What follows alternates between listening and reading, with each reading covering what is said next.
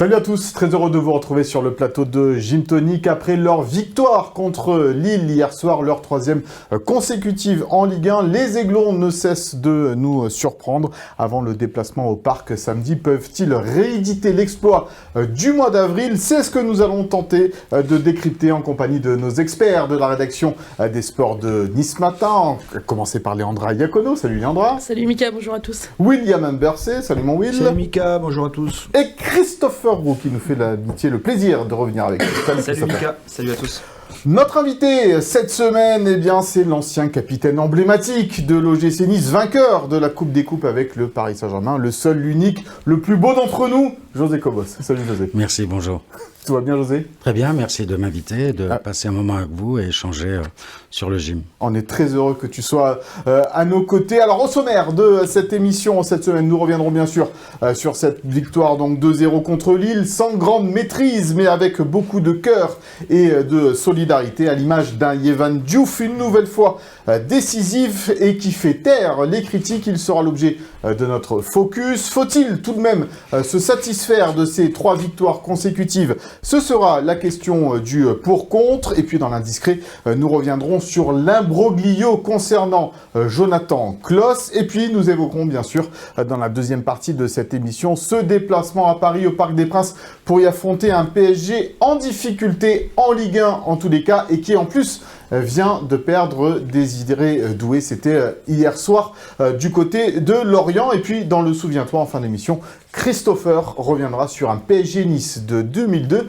une époque où José était sur le terrain et le gym premier de Ligue 1. Donc, exactement. On vous racontera tout ça en fin d'émission. On va démarrer ce Gymto donc par cette victoire 2-0 face à Lille hier soir. Est-ce qu'on peut dire merci Baudard, le gardien de Lille, mon cher Will, sur cette rencontre? Merci Baudard pour les 3 points. Parce que clairement, sans les erreurs du gardien, je ne vois pas comment l'OGC Nice aurait pu marquer. En revanche, on ne peut pas non plus tout donner le mérite à Baudard, parce que le mérite des Niçois, c'est de ne pas avoir encaissé de but. Ça, là-dessus, ils ont été très solides, à commencer par Yehvan Diouf, mais aussi toute la défense. On retrouve Melvin Barr à son niveau, Djoumaba qui fait une prestation correcte, Opong qui est toujours dans la même régularité. Gouveia en piston droit a fait le boulot défensif aussi. Donc défensivement, il y a des vraies bonnes choses à retenir, même si Lille n'a pas été très inspiré offensivement. C'est peut-être aussi parce que les Niçois ont été bons derrière. Donc merci Baudard pour les 3 points, mais bravo le gym pour au moins ce clean sheet. Ouais, merci Baudard parce qu'effectivement, il est à l'origine, le gardien lillois qui a appris quelques heures avant qu'il allait jouer cette rencontre bien du penalty d'abord concédé sur Kevin Carlos et puis sur le deuxième but, un mauvais dégagement qui profite en tout cas après aux Niçois. José, tu étais au stade évidemment hier soir.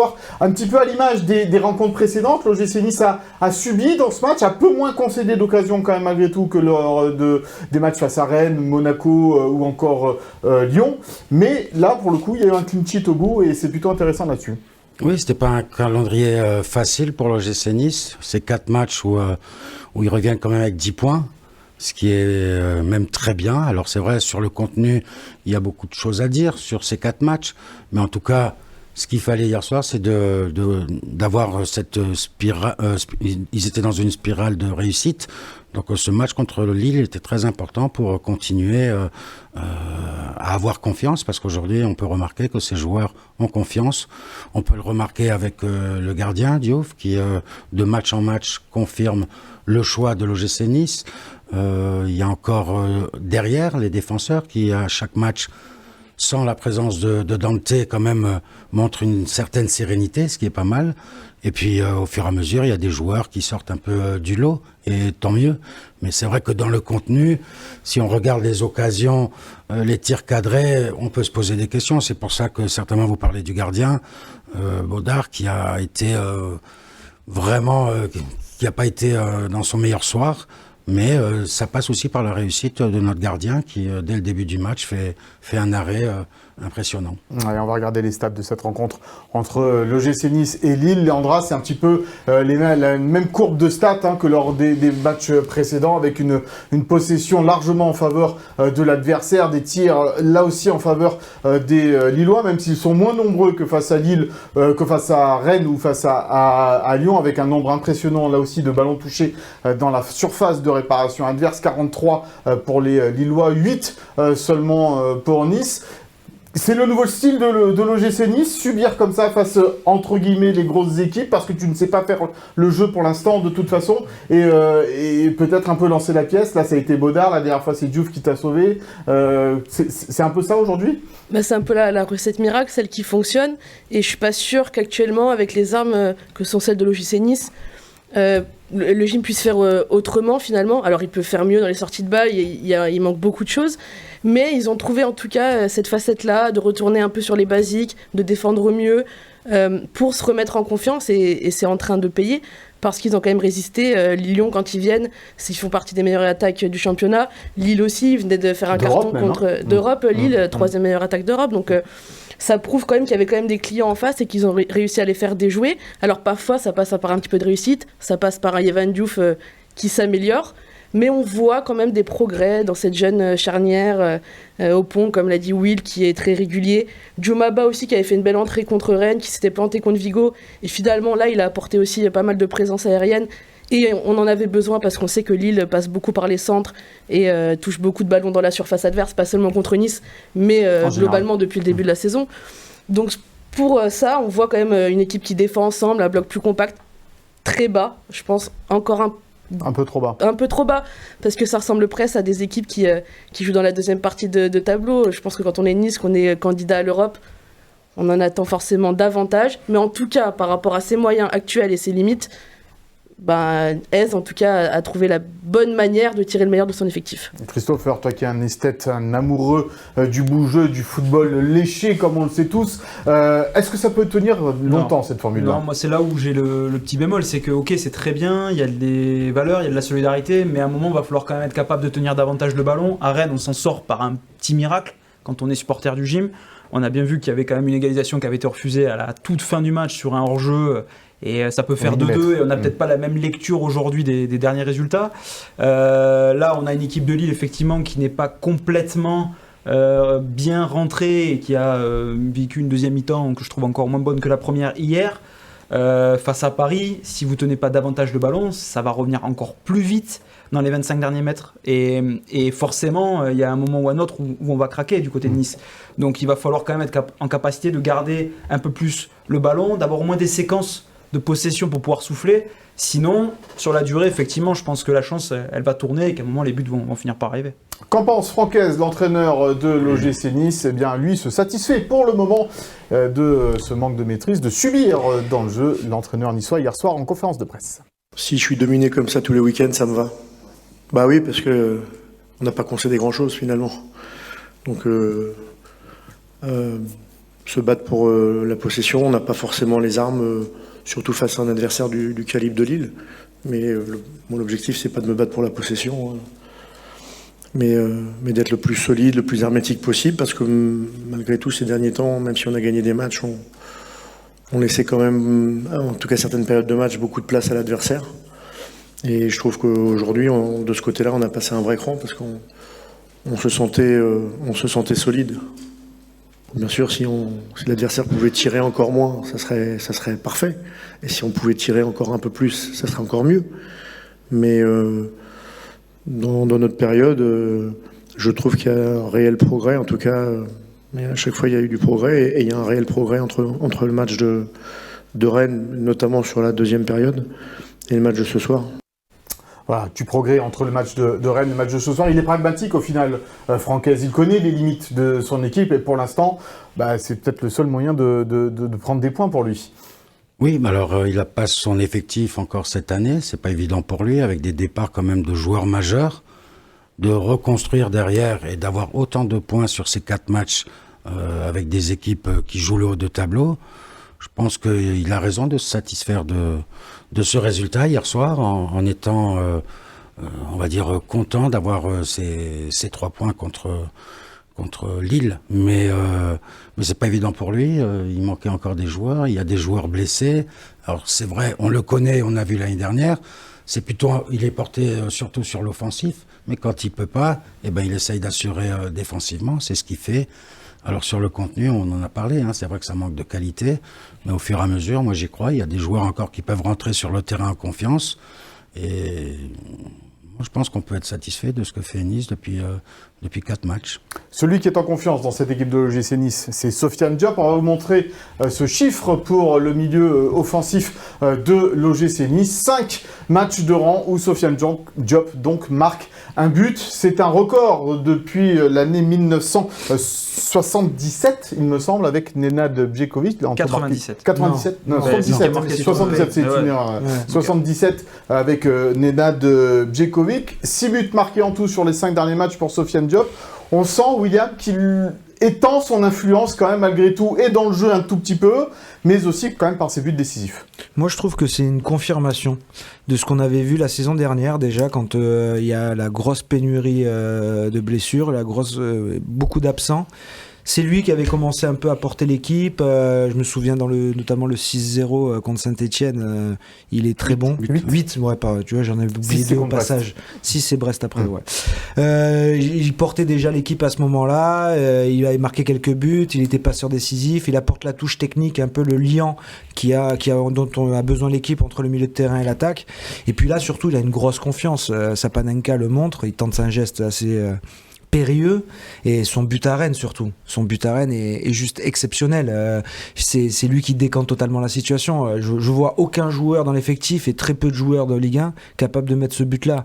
Et donc sans instinct, quoi, avec un instinct et la touche technique. Ouais. Il faut avoir l'idée de la mettre là-bas, et puis il faut la mettre là-bas. Fouetter comme ça en première intention de 25 mètres bien décalé, poteau rentrant, magnifique. Et sans ce but-là, à Rennes, c'est pareil. Je sais pas comment on démarre s'il n'y a pas ce but-là qui te lance un peu dans le match. Donc en fait, pour moi, c'est vraiment le joueur, le facteur X actuellement, qui te permet de marquer des buts, qui te permet d'être dangereux offensivement. Même si hier, pour moi, le meilleur attaquant niçois, c'est Bodard.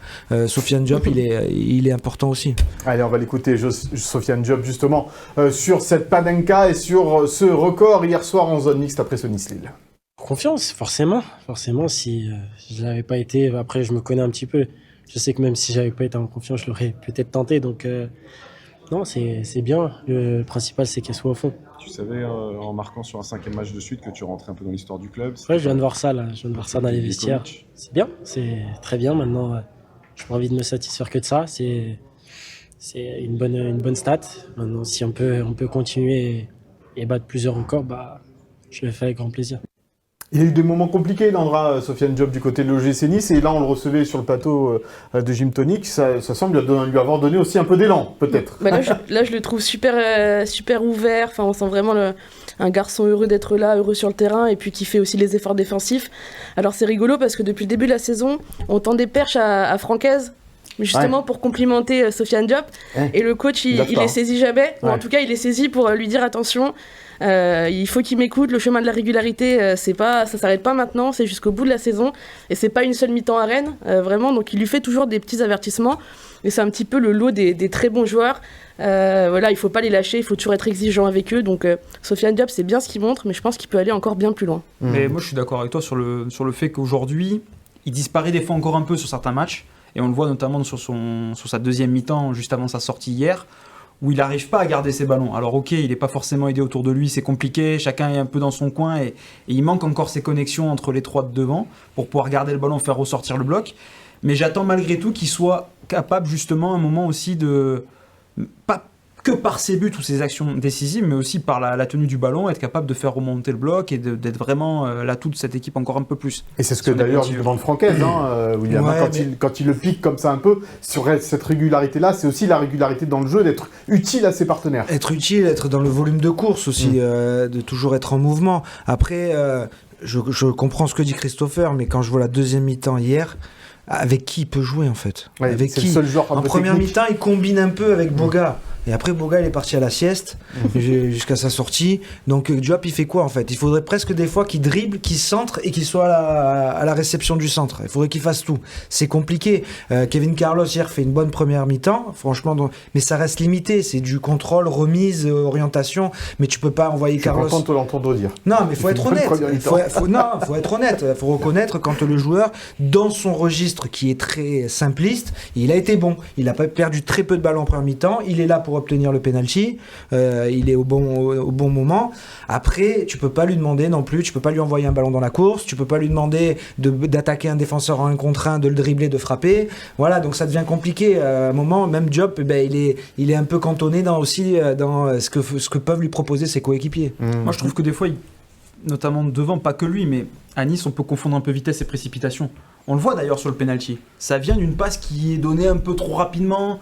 Il y a l'appel de Carlos, Manque de justesse. mais il est pas complètement tranchant à ce moment-là. C'est plus Diop presque qui lance l'appel en faisant cette passe, alors que ça doit être l'inverse. Et bon, finalement, il y a le penalty au bout, mais des fois, je trouve que Nice veut jouer trop vite ou fait pas encore complètement les bons choix. Mais c'est ça, José, c'est parce qu'il y a peut-être un petit manque de technicité, comme on le disait tout à l'heure, de joueurs techniques, de manieurs de ballon dans cette équipe qui peuvent, comme ça, à un moment donné, mettre le pied, donner le tempo, et ça, à part peut-être Sofiane, comme on vient de le dire, il n'y a pas grand monde. Boudaoui peut le faire un petit peu, mais il joue peut-être un peu plus bas aussi, quoi. Oui, c'est vrai que Boudaoui, au milieu, il manquait un peu, parce que c'est un joueur qui est capable de faire la différence.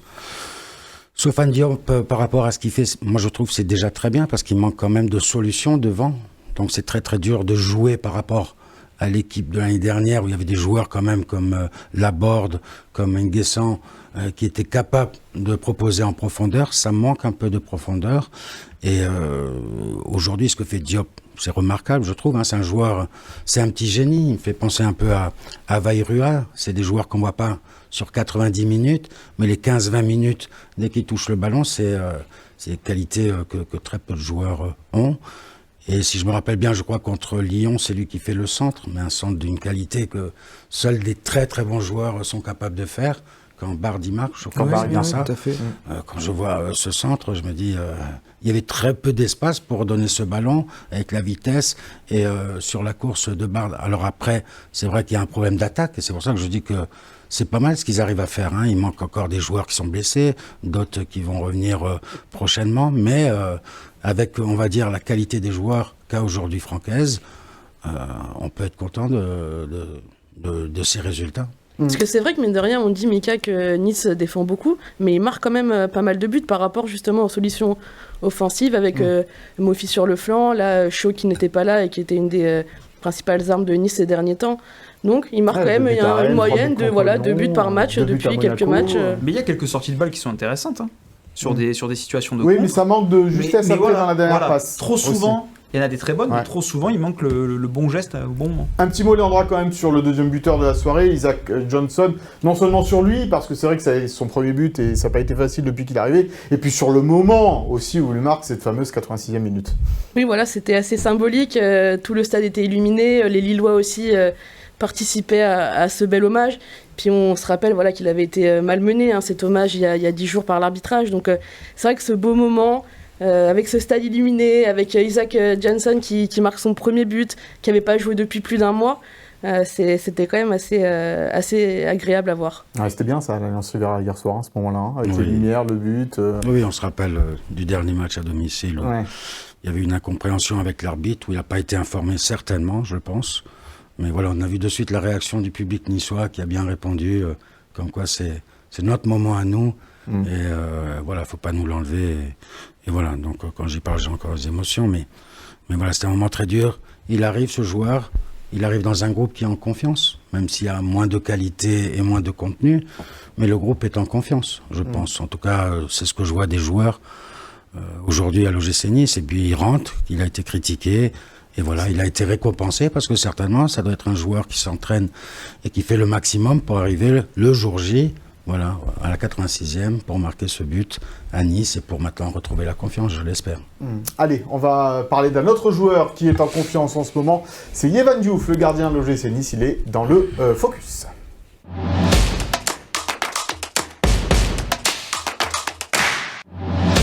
William, est-ce qu'il fait taire les critiques, comme on l'a titré aujourd'hui, Yehvan Diouf, puisque ça fait quand même 3 matchs consécutifs, Lyon, Rennes et Lille, où il est grandement décisif. Oui, en Ligue 1. J'attends toujours ce match en Ligue Europa. Parce que je trouve que... tous, mais parce que je trouve que même dans la succession des matchs dont tu viens de parler, il y avait Vigo au milieu, et à Vigo, en deuxième mi-temps, il passe à travers une sortie, il a encore quelques petits trous. Moi, j'attends juste ce match en Ligue Europa en plus, et là, je pourrais dire, c'est bon, là, c'est lancé, il fait taire les critiques pour de bon, parce que hier, c'est lui aussi qui lance le match dans le bon sens, avec cette parade dont a parlé José, sur la tête, et claquette main opposée. La tête de Meunier. Voilà, claquette main opposée qui est superbe, et puis derrière, dans le jeu aérien, franchement, il a été... On parlait souvent de Marcin Bulka, de la comparaison. J'ai jamais vu Marcin être aussi excellent dans les airs qu'hier. Il nous a fait même une petite Bernard Lama, là, celle qui cueille à une main. C'est ce que j'ai dit dans la tribune. Voilà. C'est ce que tu as raconté. C'est vraiment, moi je veux mes images petites de Bernard Lama qui avait ce génie pour choper les balles à une main. Donc franchement, hier, et puis on l'a vu en zone mixte, il y a vraiment un sentiment de confiance qu'il a gagné. Il manquait ce match référence. Je pense qu'il l'a eu contre Lyon. Un match référence qui a toujours besoin d'être confirmé derrière, et franchement il le fait, et avec cette parade contre Rennes magnifique quand aussi même, l'horizontale sur aussi même lui il n'était pas sûr d'aller la chercher, même le coach le dit que lui du banc il croyait qu'il y avait but. Donc non, voilà, c'est maintenant on a besoin de régularité. Il l'a depuis 3 matchs, on a besoin que ça soit sur plus longtemps, mais franchement à ce niveau-là il n'y a rien à dire. Les stats de Yehvan Diouf depuis le début de cette saison du côté de l'OGC Nice, avec évidemment donc un peu plus d'arrêt dorénavant sur ces 3 dernières rencontres. Le gardien qui arrive de Reims, on le sait, c'était l'un des gardiens les plus sollicités de la saison dernière, et là bien, il est en train de confirmer pourquoi l'OGC Nice est allé le recruter. Quand William parle de Bernard Lama, il te rappelle un petit peu aussi Bernard Lama, Yehvan Diouf en général?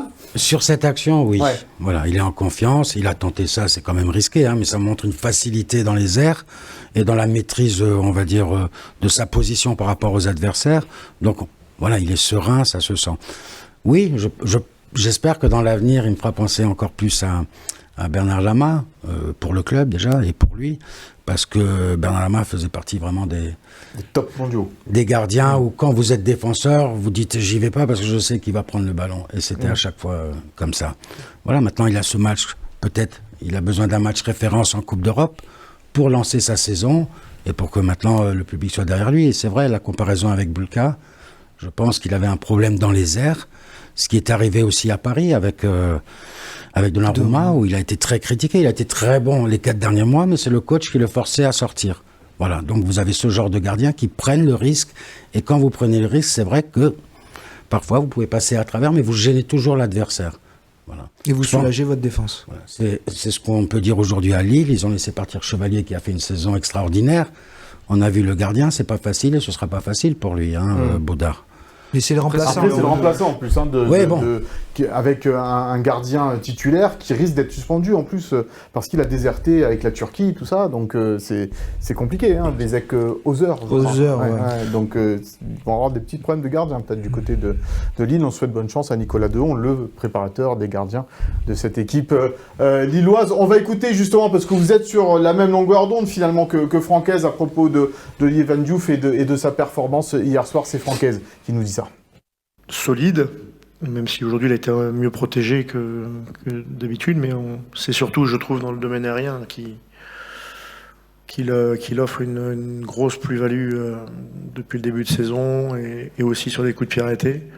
On n'a pas l'équipe la plus athlétique sur les 11 joueurs, ou la plus grande du championnat, et c'est vraiment un joueur qui a une lecture, un gardien qui a une lecture des trajectoires, et une félinité qui lui permet de nous soulager, de soulager notre défense, oui, souvent. Soulage la défense. Et Leandra, j'ai envie de te dire aussi, il paraît moins fébrile également, que ce soit peut-être dans son jeu au pied, dans son attitude. Il a relâché quelques ballons quand même à Rennes, mais bon, quand même, je le trouve un peu moins fébrile. En Ligue 1, oui. Mais comme l'a dit Will... là, on parle de la Ligue 1. Oui, bien sûr, mais j'étais à Vigo, et c'est vrai que dès que l'équipe commence aussi à perdre en sérénité, il est le premier aussi à basculer là-dedans. C'est sur ça qu'il faut qu'il progresse. C'est sur ça qu'il faut qu'il progresse. Et puis je trouve qu'il se vend pas assez non plus, parce que même... je le vois en conférence de presse après Rennes, où il dit « j'étais pas sûr de la toucher ». Alors non, dis que t'es certain... Un gardien, ça doit montrer les muscles, quoi, c'est ça ? Exactement. Ouais. Je trouve qu'il se vend pas assez, mais en fait, c'est quelqu'un de normal, Yehvan Diouf, on le voit, c'est presque. Il y avait le président normal, il y a le gardien normal. Ouais, Il doit forcer exactement. sa Presque nature, un peu en fait. trop normal, il doit forcer sa Parce nature. qu'au-delà de la régularité qui sera précieuse pour lui, c'est surtout ce que j'attends d'un joueur comme ça, d'un gardien comme ça, c'est qu'il donne confiance à son équipe. Mais même dans les moments compliqués, justement, c'est pour ça que je parle de l'Europe. Parce que l'Europe est un moment compliqué. Là, t'es sur 15 matchs sans victoire et à un moment donné, il va falloir le gagner ce match. Et dans ce match-là, j'espère voir un Yehvan Diouf justement qui montre la voie, qui montre à ses copains que lui n'en prendra pas de but. Vous faites le job, vous marquez, moi j'en prendrai pas. C'est là-dedans que je pense qu'il peut passer la dimension. Et j'aimerais rajouter aussi que en fait, sa meilleure période, finalement, elle coïncide à un moment où Nice défend beaucoup plus bas. Et en fait, qui ressemble un petit peu à ce qu'il connaissait à Reims. Voilà. Et je sais que Marcin Bulka aussi a eu ce souci-là à l'arrivée de Franquès, parce que c'était une défense qui jouait très haut et il y avait énormément d'espace à couvrir entre la défense et le gardien, et du coup avec des arrêts qui étaient un petit peu différents de ce qu'il connaissait d'habitude. Donc il faudra voir aussi quand Nice peut-être va réussir à sortir un peu, à jouer contre des blocs plus bas, comment il va pouvoir sortir son épingle du jeu. Je trouve ça très pertinent ce que tu viens de dire, ma chère Léandra, et je t'en félicite. C'est rare, c'est ça ? Non, pas du tout, mais tu as raison. C'est vrai que sur le côté défense plus basse, et ça avait posé des problèmes à Marcin quand l'équipe jouait beaucoup plus haute également. La régularité, c'est là où on va l'attendre, évidemment, Yehvan Diouf, pas seulement sur les matchs où il va être beaucoup sollicité, il va falloir faire aussi l'arrêt qu'il faut dans un match pour ramener 1 point ou 3 points. Oui, exactement. Des fois, ça suffit. Par exemple, sur un match de Coupe d'Europe, comme le disait Will, il y aura peut-être un arrêt à faire dans le match, mais il faudra qu'il soit concentré et on l'attendra aussi sur ces matchs où peut-être que Nice aura à un moment peut-être un peu plus le ballon, aura réussi dans les prochaines semaines peut-être à jouer un peu plus haut, à tenir un peu mieux le ballon. Il aura peut-être moins de travail et l'adversaire se créera une occasion, il faudra qu'il soit là. Ouais. Moi, je l'attends vraiment sur la régularité aussi, comme tout le monde. En tous les cas, ce qu'il faut signaler, et rendons hommage aussi à nos confrères de l'équipe, parce que ça fait 3 fois qu'il est dans l'équipe type de la semaine. 3 matchs d'affilée qu'il est dans l'équipe type de la semaine, Yehvan Diouf. Pourquoi rendre hommage au confrère de l'équipe ? Rendons hommage à Yehvan Diouf, c'est lui qui va chercher ses notes. Certes, mais on pourrait mettre un autre gardien peut-être aussi à ce moment-là, qui est les de la même façon, et je suis sûr qu'il est en train de progresser grandement dans le gymnomètre de Léandre. Écoute, je n'ai pas encore regardé, mais oui, j'imagine. J'ai essayé de te coincer. Allez, voilà pour... Tu le lis tous les soirs. Exactement. Ça doit être la Bible avant de t'endormir, alors qui monte, qui descend. Tu connais pas le gymnomètre, José ? Non. Ah, le gymnomètre, c'est le classement des joueurs de l'OGC Nice, tu vois ? Selon les notes de Nice Matin. Selon les notes de Nice Matin, là, pour le coup. À voir. Et le Gymto d'or, c'est on remet un trophée en fin d'année au meilleur joueur niçois grâce à ces notes-là. C'était Melvin Barr l'année dernière. Ça m'entend pas. Et avant lui, Marcin Bulka. Bref, voilà pour le petit aparté. On va débattre maintenant. Est-ce que cela suffit ou pas de gagner ces 3 matchs consécutifs ? C'est la question du pour-contre.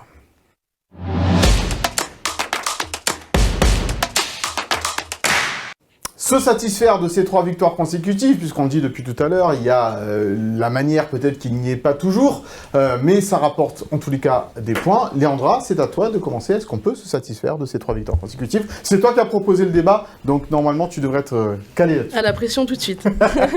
Non, mais vu le début de saison de l'OGC Nice, on n'était pas vraiment en position de faire la fine bouche. Je pense que 3 victoires d'affilée, on aurait tous, et contre ces équipes-là, on aurait tous signé avant cette séquence.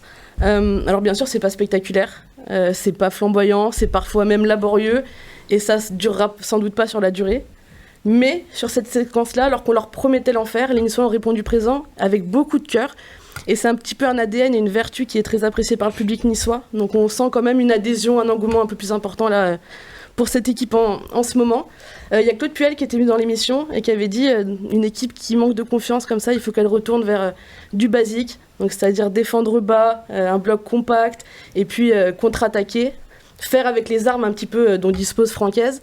Et je trouve que c'est exactement ce qui est en train de se passer. C'est une équipe qui est pas, qui ne maîtrise pas tout, mais en tout cas qui y va, qui continue à jouer, avec un coach qui tire le maximum de l'effectif, on va le dire, quand même assez limité, qu'il a actuellement en sa possession. Et en attendant le retour des blessés qui, je pense, vont apporter un petit peu cette touche technique supplémentaire, notamment dans les sorties de balles, avec Youssouf, Abdelmonem, à un moment donné, Dante, on l'espère. Mais en tout cas, voilà, c'est le mérite du coach, d'avoir su tirer le maximum de cet effectif. Et puis de cette séquence, tu t'en sors en recollant à 2 points du podium. Tu t'en sors avec un Sofiane Diop en feu, avec un gardien revigoré et des recrues, parce qu'il y en a 8 qui ont joué, sur 9 qui ont joué contre Lille hier, des recrues qui sont en progrès. Donc pour ça, pour moi, c'est tout bénef. Tu vas faire un petit peu la fine bouche, mon cher. Je suis le rabat-joie, ça me Oui, saoule. bah, c'est pas très étonnant, j'ai envie de te dire. Mais... Est-ce que j'ai eu le choix? Non, je vais finir sur l'argument de le dernier de Léandra. Oui, c'est une série qui te permet de recoller. Donc là, à l'instant T, la photo de la 10e journée, t'es à 4 points de Paris, t'es à 2 points du podium. Très bien.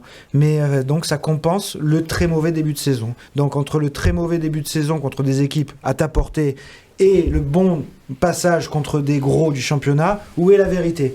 Voilà, j'attends de voir et j'ai besoin de voir ça sur la suite parce que, comme l'a très bien dit Léandra, ça vaut pour Yvan Diouf, mais ça vaut pour toute l'équipe. Tu vas pas toujours tomber contre des équipes qui vont faire le jeu, qui vont être à l'aise, qui vont te permettre de toi défendre et d'attaquer en transition rapide. Tu vas retrouver les adversaires, il va falloir refaire le jeu, il va falloir avoir la possession, il va falloir les mettre en danger, il va falloir bouger les blocs. Et c'est là que ça suffira plus ce que tu fais aujourd'hui. Donc il faut plus de choses, il faut plus de progression dans le jeu.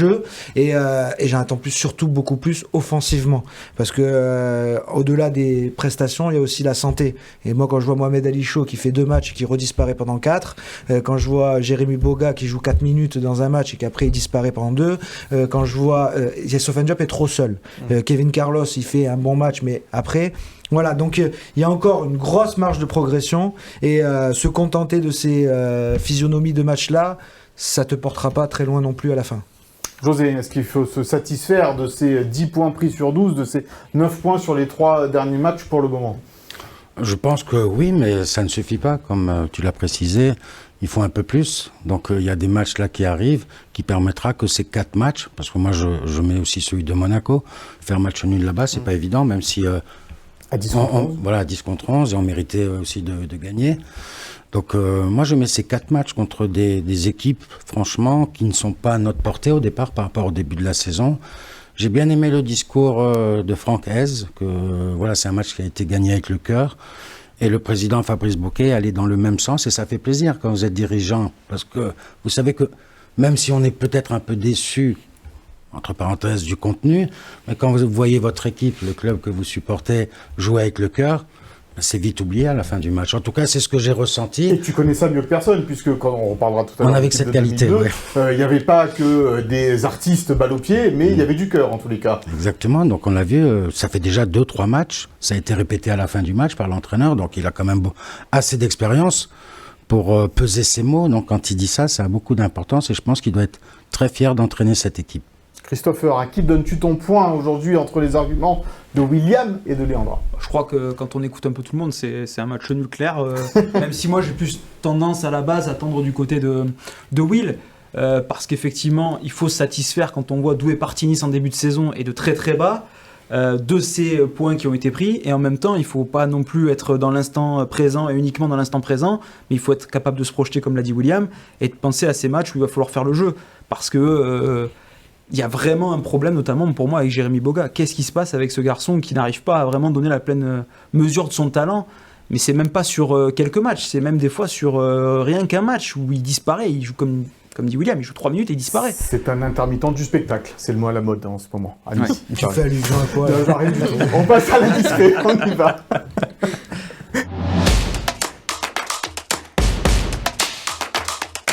C'est l'affaire dans l'affaire un petit peu cette semaine parce que comment se tirer un peu parfois aussi une balle dans le pied, se créer des soucis quand il n'y en a pas, ça concerne Jonathan Klaus. Qu'est-ce qui s'est passé, Léandra, Will, parce que là je vais vous donner la parole à tous les deux sur ce coup-là parce que vous avez suivi cette affaire. Léandra avec toi en particulier puisque voilà, c'est le coach en fait lui-même qui est venu sur ce terrain-là par rapport à Jonathan Klaus. Il est disponible, mais il ne veut pas jouer, quoi, en gros. Ouais, en fait, ça a été un petit peu fouillis cette journée, mais en tout cas, oui, c'est le coach en conférence de presse qui en a parlé quand on lui a posé la question sur le point médical et force en présence pour le match contre Lille. Et puis, il a commencé à faire référence à un article de l'équipe qui était sorti à peu près 1 heure plus tôt pour expliquer que Jonathan Klaus serait sans doute absent plusieurs semaines en raison d'une hyperextension du genou. Sauf que, du coup, Francaise, en conférence de presse, nous a dit « Si Jonathan devait être absent plusieurs semaines, ça ne sera pas à cause du genou. » Ce qui voulait dire qu'en fait, le diagnostic n'était pas le même que celui qui avait été annoncé dans cet article qui a surpris pas mal de monde au club. Voilà, pour en avoir parlé à plusieurs sources autour du club, au sein du club, on avait l'impression que cet article était un petit peu orienté alors qu'il était très loin en fait, du diagnostic médical du club. ce qui laissait sous-entendre que Jonathan Klaus, peut-être, exagérait un petit peu sa blessure pour ne pas jouer le match contre Lille ou les prochains matchs. Donc clairement, quelle est la situation aujourd'hui pour Jonathan Klaus ? Alors, Jonathan Klaus s'est entraîné aujourd'hui. Le coach en a parlé hier en conférence de presse. Il disait que voilà, les examens avaient été très normaux, les examens passés ce matin, et qu'il attendait à l'entraînement le lendemain. Ça a bien été le cas. Alors, les titulaires sont restés en soins, mais Jonathan Klaus faisait partie du groupe de remplaçants ou de ceux qui n'avaient pas ou peu joué, qui se sont entraînés, ce qui laisse penser que la situation est en train de se rétablir. Il faut savoir que Jonathan Klaus, il a une clause, en fait, il arrive en fin de contrat en juin prochain, et il a une clause, en tout cas une année en option, qui s'activerait automatiquement à partir de 18 titularisations, toutes compétitions confondues. Jonathan Klaus a déjà cumulé 11 titularisations. Je vous laisse faire les calculs ou comprendre ce qui peut être compris. Si on lit entre les lignes, avant d'écouter Francaise, William, en gros, l'entourage peut-être de Jonathan Klaus a laissé penser que le latéral, le piston de l'OGC Nice, voulait partir, tout simplement. Pourquoi l'entourage ? Je sais pas, c'est la question, ou même lui, peut-être. Moi j'ai envie de l'appeler maintenant Jonathan Klaus. Il n'a pas envie d'atteindre cette barre des 18 matchs. Il a refusé déjà de prolongation, comme l'a annoncé et l'a expliqué Leandra dans son papier. Donc à partir du moment où il refuse des prolongations, il n'a pas envie non plus qu'elles deviennent automatiques. Parce que là, en plus, si elle devient automatique, tu la négocies pas. Donc elle tombe. Là, on a l'impression, oui, qu'il veut tout faire pour pas atteindre cette barre des 18 titularisations. Et donc, du coup, il freine des cas de fer pour pas jouer. Moi, je trouve ça triste de sa part. Mais alors, le plus triste dans cette histoire, c'est qu'elle soit déballée sur la place publique ainsi. Moi, c'est là que je trouve que vraiment, je vais épargner le coach, parce que le coach, lui, s'il estime qu'il doit en parler publiquement, c'est parce que je pense qu'il pense que c'est comme ça qu'on doit régler le problème. Alors que moi, je pense que des dirigeants, dans les coulisses, doivent régler le problème, doivent être fermes, avec le joueur, et lui faire comprendre que c'est pas lui qui va décider quand c'est qu'il va jouer, quand il va pas jouer. Et à partir du moment où tu es ferme et autoritaire dans les coulisses, en façade, on voit rien et ça roule. Là, on passe encore un peu pour le club qui a encore un numéro, là, Klaus qui est pas content, et le président qui parle, et le coach qui parle, et... Soyons un peu autoritaires, fermes en interne. Je vais te donner la parole sur ce sujet-là, José, mais avant, j'aimerais qu'on écoute donc justement Francaise, le coach de l'OGC Nice. Il donne les dernières nouvelles de Jonathan Klaus. C'était hier soir après Nice-Lille. La situation, l'examen qu'il a passé ce matin est très normal. Voilà, très normal. Et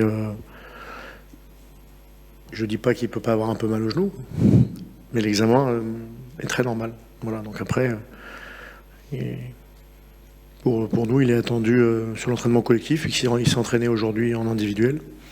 Alors peut-être avec une petite gêne, c'est probable, mais comme beaucoup de joueurs qui s'entraînent avec des petites gênes, surtout quand il n'y a rien sur l'examen. Donc moi, en tant qu'entraîneur, j'attends juste qu'il soit sur le terrain demain. Voilà. Et puis après, si la douleur est trop forte, on essaiera de comprendre pourquoi, mais on a pris tous les devants pour s'assurer qu'on ne passait pas à côté de quelque chose. Ce qui est le cas. Voilà, donc sur le plan médical, ça va pour Jonathan Klaus. Si tu avais été capitaine de Jonathan Klaus, José, aujourd'hui, avec cet état d'esprit qui m'a l'air un petit peu compliqué, quel message tu lui ferais passer ?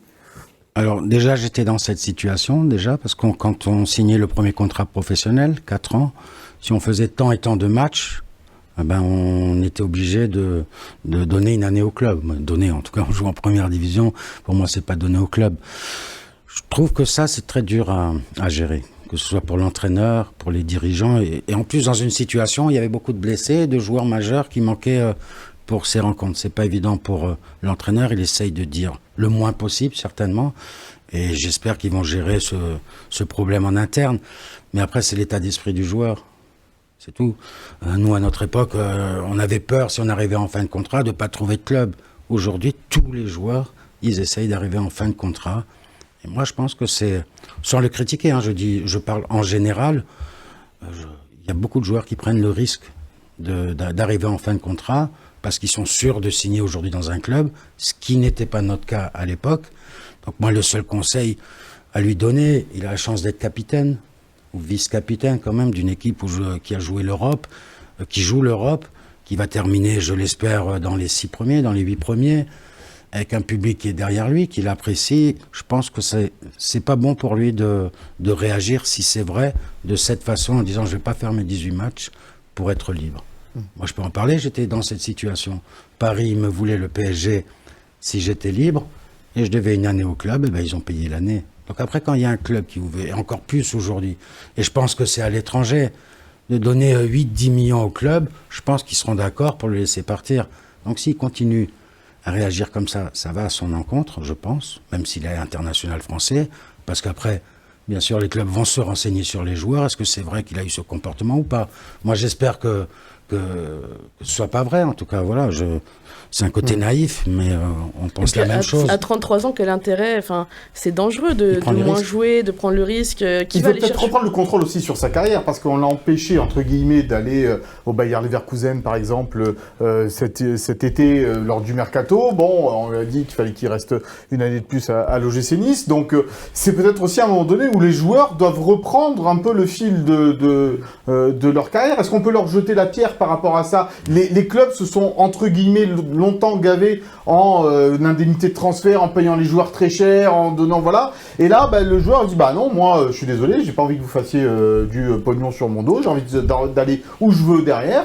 Bon, j'ai pas envie de... Voilà, je vais aller à la fin de mon contrat. Ce qui est sûr, c'est qu'il y a eu des erreurs des deux côtés tout l'été. Et on voit deux camps qui se comprennent pas, finalement, avec une sorte de paranoïa, parce que d'une situation, c'est monté crescendo toute la journée, ça n'avait aucun sens. Donc on voit vraiment qu'il y a un malaise, il y a des traces laissées par tous ces épisodes. Moi, ce que je comprends pas, c'est ce chiffre de 18. Jonathan Clauss à Nice aujourd'hui, à quel moment il fait pas 18 titularisations dans une saison s'il est en bonne santé? Forcément, au moment où ça va coincer. Moi, je comme ça, comprends c'était au début qu'il fallait changer. Fallait peut-être réfléchir avant à ce chiffre-là. Je comprends pas. Oui. Après, Jonathan Clauss, il a un contrat. C'est pas la première fois qu'il fait ça en plus, Jonathan Clauss. Ouais, moi, il fait ça. Je vais temporiser. On l'a accusé à Marseille de choisir un peu ses matchs. C'est ce que j'allais dire. 18, le chiffre, c'est justement la moitié des nombres de matchs en Ligue 1. T'as 36 journées. 34. Maintenant, pas 34. Donc c'est mais là, c'est toute compétition confondue. C'est toute en plus avec l'Europe en plus. Je trouve que c'est pas. Donc moi, là où je rejoins totalement Leandra, c'est dans les erreurs dans les deux camps. Si t'es dirigeant, que tu veux garder Jonathan Clauss, tu le gardes pas avec une année en option semi-automatique selon. Si tu veux le garder, tu lui proposes une vraie prolongation dès le début, avant que Leverkusen n'insiste. T'ouvres pas la porte à Leverkusen à moitié en disant ok, si vous me donnez le chiffre, je vous l'envoie. Là, tu fais déjà une mauvaise passe. Tu perds un peu ton joueur déjà. Voilà. Donc et lui, sa faute aussi, c'est que justement, je voulais dire ça. À Marseille, il a déjà eu des histoires comme dans ce genre-là. Comme quoi, il simulait des blessures. Il était sorti à un match, je crois que c'était à Nantes ou un truc comme ça. Et il avait demandé à sortir à la mi-temps, même à Nice. Pour un à Nice aussi. Il avait fait lors d'un Marseille-Nice. Voilà. Donc, il n'est pas exempt de tout reproche, je pense, lui non plus. Mais c'est une triste histoire. Oui, il faut trouver une mission rapide parce que ça ne peut pas empoisonner le club longtemps. Et puis, ce qui est dommage, c'est que c'est quand même un soldat de Francaise à la base. Passe des buts. Mais au-delà de ça, on parle d'un cadre de cette équipe d'histoire. Déjà qu'il n'y en a pas beaucoup aujourd'hui qui répondent présent. Lui, il répondait en plus présent depuis le début de la saison. Donc c'est peut-être compliqué comme. L'OGC Nice a peut-être plus à perdre dans cette histoire qu'à les gagner deux parties, lui comme Nice, les deux parties. Mais ça, c'est l'évolution qu'il y a dans le foot. Moi, je me rappelle à notre époque, et peut-être bien après moi, c'est-à-dire souvent, c'était le club qui faisait pas jouer 20 matchs aux joueurs pour pas le faire signer professionnel. Et aujourd'hui, c'est le sens inverse. Alors, je veux pas dire que c'est une revanche, parce que je le vois pas dans cet état d'esprit. Maintenant, c'est vrai qu'il faut éclaircir rapidement sa situation pour le bien du club, de l'équipe et même du joueur. S'il veut partir, c'est un très bon joueur. Même s'il fait tous ses matchs, il trouvera une solution en fin d'année. Le club l'a bien compris, mais ce qu'il y a de plus intéressant, c'est qu'il apporte le maximum et toutes ses qualités. En tout cas, moi, je garde une réserve sur la blessure. Je pense pas qu'un joueur, il peut dire non, ou il oublie très vite d'où il vient. Et ça, c'est au joueur de lui dire. Voilà, je pense qu'il y a quand même des joueurs dans cette équipe qui sont capables de lui dire, ou peut-être ils s'en foutent, je sais pas. Son image aussi, mais juste même son ego. Il a le droit aussi d'être reconnaissant quand il était à Marseille, qu'il était traité comme un paria parce que il avait tous ses soucis, que l'OGC Nice et Francaise viennent le chercher, lui offrent une équipe compétitive, la possibilité de finir 4e de Ligue 1, de continuer à être international. Lui aussi, il a le droit d'avoir de la mémoire et de la reconnaissance et de pas toujours mordre la bouche qui le nourrit. La main. La bouche, j'ai dit la main, pardon. Parce que mordre la bouche. Je me suis mordu moins la lèvre. Et puis les contrats, c'est des contrats aussi à un moment. Il l'a signé ce contrat. Donc à un moment, tu vas c'est ce signer. que ça vaut dans le football. Ouais, d'accord. Mais on a le droit de le déplorer aussi. Aujourd'hui, la sortie, je pense que ça pourrait être quoi aussi. Joue tes 18 matchs et on te donne l'assurance on te donne une porte de sortie l'été prochain avec une offre qui nous conviendra, mais qui est pas à 10 millions, mais voilà, parce qu'il faut pas oublier que c'est un joueur de 33 ans, donc t'as été gourmand un peu peut-être avec Leverkusen aussi. Une fois que t'avais ouvert la porte à Leverkusen, quand même une Coupe du Monde, tu peux prétendre à une place dans les. Moi, je l'ai dit depuis le début, j'y crois plus. Moi, j'y crois plus depuis. Non, mais bon, tu sais, avec les blessures, les machins, les saisons à rallonge, c'est pas dit qu'un Koundé. Connaissez un petit peu la pensée de Didier Deschamps. C'est pas, le genre d'attitude qui lui plaît. Ouais. C'est pour ça que j'ai précisé avant, je pense pas qu'il soit dans cet état d'esprit, sinon c'est sa carrière qui se joue. Je pense qu'il a l'ambition de jouer en équipe de France, de continuer à jouer, de faire une Coupe du Monde. Donc je pense que c'est une discussion qu'il doit avoir avec les dirigeants. Alors après, j'aimerais bien savoir qui c'est qui fait signer ce contrat. Est-ce que c'est le joueur qui a imposé, je veux jouer que 18 matchs, ou 18 matchs, je dois une année, ou le club?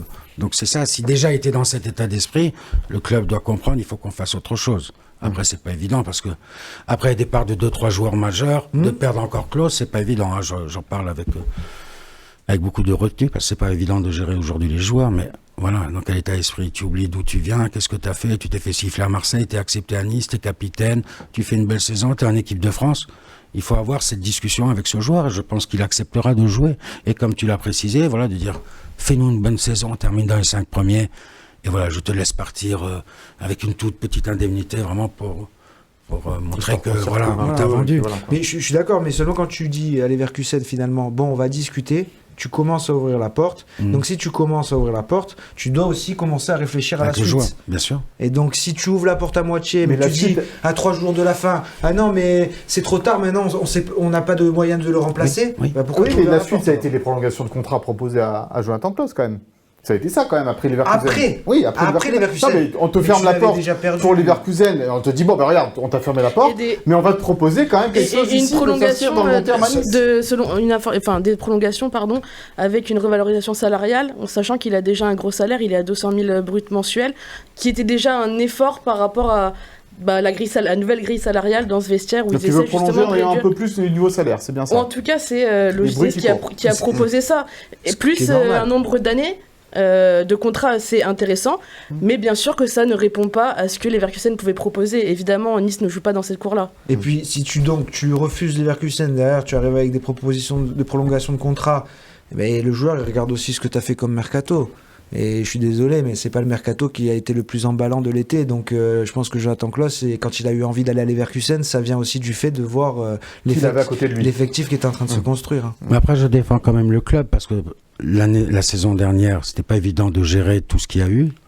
Entre les départs des joueurs, les ventes des joueurs, les achats des joueurs, le changement de président, la situation du club, c'était pas évident. Donc peut-être, ils ont dit on va essayer de le garder, et voilà, peut-être cette clause, sans faire de jeu de mots, elle va à l'encontre du club. Mais il y a toujours moyen de s'en sortir. Après, c'est une discussion entre les dirigeants et le joueur pour bien le remotiver, lui dire voilà, il y a une belle saison à jouer, on est encore en Coupe d'Europe, quelle chance. Voilà. Et Leverkusen, comme tu l'as précisé avant, s'ils ont ouvert la porte, je pense que ça a été une erreur. Mais c'est dur après un joueur de dire tu vas jouer à Leverkusen, mais je vais dire à Klose, t'es mieux à Nice qu'à Leverkusen. Après, ça c'est sûr. Pour connaître les deux villes, je peux te dire qu'il n'y a pas. Non, je suis allé, j'avais vu, je crois, Yuri Jorkaev jouer là-bas. J'avais fait oui, j'étais allé le voir jouer quand il jouait. Non, à Kaiserslautern. À Kaiserslautern. Oui, c'est pareil, c'est à côté. Voilà, c'est pas loin, mais. Bon. Leverkusen, voilà, on est mieux ici, Essen, c'est tout le même coin. Et puis à Nice, il est apprécié. Et c'est important d'avoir un joueur qui soit apprécié par le public. Voilà, il faut que se rendre compte. Et là, il est en train de peut-être se couper un peu. Non, mais si c'est entraîné, c'est déjà peut-être le signe d'un réchauffement. D'un réchauffement et qu'il n'a pas envie forcément d'avoir justement de se coller cette image-là. Ça peut repartir vite aussi. Il suffit qu'il fasse quelques bons matchs, quelques bonnes perfs, et ça peut repartir. Un but avec le brassard de la BSN et c'est terminé. Ah, il n'y en a plus. Je l'ai donné. Toi, tu l'as plus, ton brassard? Il m'en reste encore un. Il y en a un, il est au Café des Aiglons au Musée National. Et l'autre, je l'ai encore chez moi. Et quand je voulais le donner la dernière fois aux supporters pour les 40 ans, mon épouse m'a dit non, ça, tu le gardes. C'est trop important. Ça, c'est collector, évidemment. Voilà ce qu'on peut dire sur l'imbroglio Jonathan Klaus. On vous tiendra évidemment informé des suites. Et s'il est dans le groupe face au Paris Saint-Germain, on saura tout cela certainement vendredi soir ou samedi matin. On va parler justement maintenant de ce match entre le Paris Saint-Germain et le l'OGC Nice, samedi 17h. Du côté du Parc des Princes, rééditer l'exploit. Bah oui, parce que ça fait quand même 2 matchs consécutifs, Will, que l'OGC Nice va gagner au Parc, quand même. C'est pas rien. Ouais, c'est pas rien, surtout le dernier. Voilà. Parce que c'était l'équipe type championne d'Europe. C'était l'équipe type championne d'Europe. T'es la seule équipe à les avoir battus chez eux. Oui, chez eux. C'est la même chez chez eux de Paris d'ailleurs qui Et c'était même invincible à ce moment-là, Ouais. en Ligue 1. C'est ça. Ouais, et puis c'est surtout 3 points qui à la fin t'ont permis de finir 4e devant Lille, qui était ton plus gros concurrent et qui était même, je trouve, meilleur que toi. Donc au final, c'est un résultat qui a compté très largement au niveau bilan. Donc le prestige, en plus, gagner au Parc des Princes, c'est toujours un bonheur. Oui, ce serait bien de rééditer l'exploit, mais je vais être lourd. Enfin, tu vas pas me dire qu'il croit pas. Non, je veux le match de jeudi, moi, qui est plus important contre Fribourg. Moi, c'est ce match-là que j'ai envie de les voir gagner. Franchement, le Parc, en plus, après cette série de 3 victoires consécutives, franchement, t'as fait le boulot.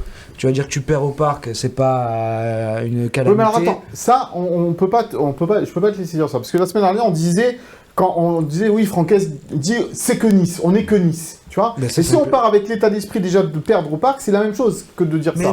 Mais non, au contraire. Au contraire, moi j'ai envie de répondre à ça. On est Nice et on en a marre de passer pour les pignoufs de l'Europe. On est les pimpins de l'Europe. Alors, franchement, perdre au Parc, personne nous dira malheur, le Nice a perdu au Parc. Par contre, tu repères ou tu fais encore 0-0 nul contre le Fribourg. Malheur, Nice, il gagne toujours pas un match en Coupe d'Europe. Donc voilà, on fait toujours le débat. Tu préfères gagner la Coupe de France ou être sur la Ligue des Champions? Voilà. Ben là, tu préfères gagner au Parc ou gagner Fribourg? 100 fois gagner Fribourg. 100 fois. Voilà. Bon. Pourtant, cette équipe du Paris Saint-Germain, Léandra, elle est pas en grande forme en Ligue 1 en tous les cas.